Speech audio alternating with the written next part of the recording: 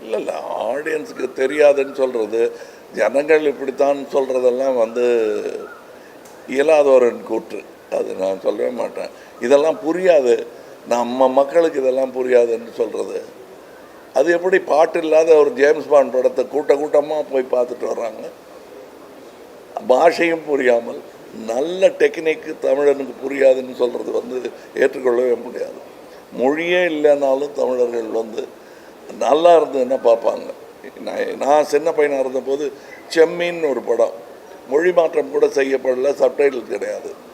நான்லாம் 2 வாட்டி பார்த்தேன். எதுக்காக பார்த்தேன்னு இப்போ கேட்டால் எனக்கு சொல்ல தெரியாது. ஆனால் எல்லோரும் போய் பார்த்தாங்க. சென்னையில் 100 நாள் ஓடிச்சுன்னு நினைக்கிறேன். அது ஞாபகம். அதே மாதிரி தான் நீங்கள் மரோ சரித்திரா என்ற படத்தை எந்த டப்பிங்கும் இல்லாமல் தெலுங்கு படமாகவே அது இங்கே ஓடி இருக்கிறது. நம்ம தான்